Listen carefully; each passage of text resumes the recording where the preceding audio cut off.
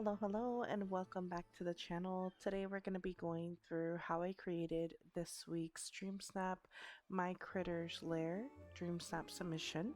And this is going up a little later than I wanted to. Unfortunately, again, we've been going through some things in our personal life with our family and just haven't had the ability to do the things that I was hoping to get done as far as recording goes.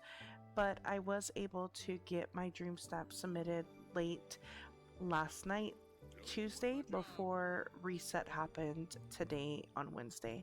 So I still wanted to get this posted because I do have a record of pretty much all of my dream snaps on the channel, so I didn't want to miss this one.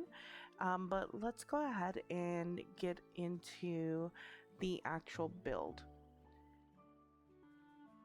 So this was a decor challenge, so of course I had to junk pile. I already had a Nightmare Before Christmas build over here from the Frightfully Festive DreamSnap that happened last year, but I didn't have enough room in the build to junk pile for a decor challenge, so I had to tear it all down and then basically rebuild something very similar and allow myself the ability to junk pile tags behind it. So that's what I'm doing now. I am starting out with the Haunted Mansion, Haunted Before Christmas Mansion, and the iconic hill from Nightmare Before Christmas, and then junk piling as many tags as I can get in here. And this is very sped up. We are at times 10 speed just to get this part of the video over because I just went through basically into the DreamSnaps tag and put down anything and everything that I could and Tetris them in. I like to add smaller items in between the larger items that you can't Tetris things in, as well as placing things on top of tables when it is feasible. And basically that's all I'm doing here is going back and forth on where to place things. I end up getting a ton of tags in this, more so than I actually was looking towards doing. But that's okay. Better more than not enough, I guess. So that's all I'm doing here is kind of Tetrising these things in. And then as I come across things in the tags that I think that I want to have in the foreground or part of the build, I pull those out and put them in front of the house just so that I don't forget to utilize them. But the majority of decor challenge weeks is just this Tetrising of these different items. At some point, I run out of the unique item placement and have to go to a different build from a previous week that I hadn't tore down yet and remove the tags from a decor challenge that I still had left up to free up some space to continue to junk pile these tags. So that is all that we're doing here. I do end up changing the things behind the hill and incorporate some lighting in here. I was having a bug where the lights wouldn't turn on, even going in and out of the house didn't reset them, so I had to manually go around and reset the lights to turn them on. With the lights behind the iconic hill that I end up putting down, I wasn't able to walk around there, so I had to manually pull each and every one of them out and turn them on. So that was a little bit frustrating. So we've slowed down the speed through here because now we're actually getting into creating the front, which again is very similar to what I have previously done in that prior DreamSnap, but I'm utilizing these I don't know what they're called, the web snared trees, I think, to incorporate the spider's webs. I'm using the Dreamlight projectors that we got from Bell's Starlight Bundle Again, I'm going to be pulling in some pink and green lights to just give it some additional glow. I do have the Well of Souls, the fountain from The Nightmare Before Christmas.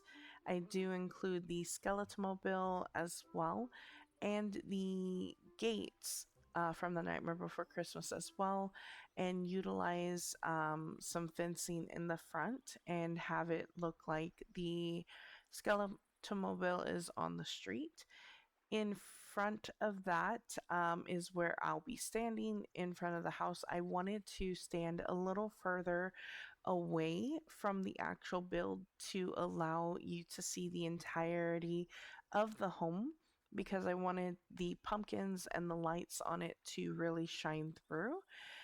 So that's what we'll be doing. We incorporated some of the Zero companion homes around the build as well and incorporated the whimsical pets along with some ravens, which end up don't really showing up in the final shot, but I was kind of thinking that they were spirits in the photo, but we end up getting mostly just a glimpse of a pink raven in the final shot and a glimpse of the scary little squirrel with his green glowing eyes. We put down a couple of these florals with the black and white flowers along with the coffin.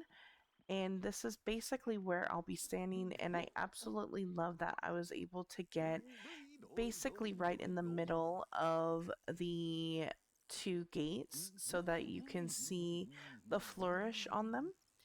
And then I do incorporate pulling that Well of Souls that is near the other house closer to me to give a little bit of a glow. And the um, web snare tree, I pull one in closer on the left hand side just to give a little bit of an that web effect at the beginning in the foreground of the photo. And as you can hear, Goofy is going insane in front of me right now in my voiceover, but we're just gonna run with it, so excuse Goofy. And here is where I put down a ton of those lights, and unfortunately they wouldn't turn on, so I painstakingly went through and turned those on all manually. Oh my god, I don't know what's going on with these villagers.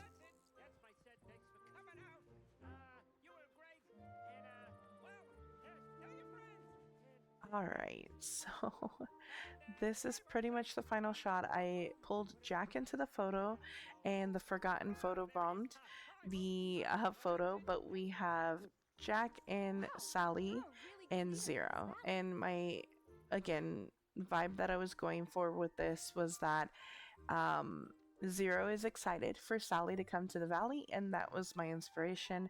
And with the tags being Halloween, it only made sense to recreate the Frightfully Festive. We ended up with 188 out of 6 playful, 205 out of 5 wondrous, 26 Halloween, and 110 rustic tags.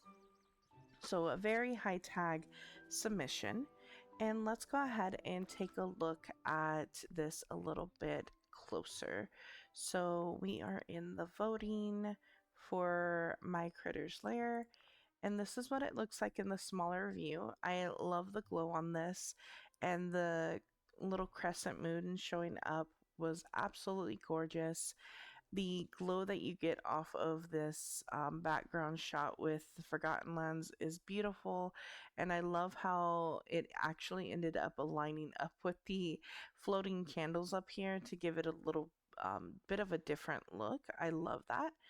And yeah, Zero is the star of the show here, and we are very much proud parents. And my forgotten self over here with the little creepy little raccoon, no, not raccoon, squirrel, scary squirrel, just kind of match up perfectly. That was not intended. That was definitely two photo bombs there, but it worked out. You see the little green eyes mirrored there. And I love this little detail of these lights here from the Skeletomobile, and we ended up adding in at the last minute a couple of these jack-o'-lanterns, which I think really make the shot. That if I didn't have these up here, I think that it would be missing something. And we have a little bit of a green glow here from the Well of Souls as well. But I absolutely love the colors in this. The last one that I did was a lot of it more darker of a theme, so this is more of a playful, colorful rendition of that dream snap that I had done previously. And I absolutely love how we got Zero walking here. And yeah, that is pretty much it. I hope that you enjoyed this video and that you had a great reset day in your valley. I'll be taking a look at my results here shortly, and I can't wait to see what we got on the Dreamlight Western DreamSnap submission here shortly. Thank you so much for watching, and you have a great rest of your day. Bye.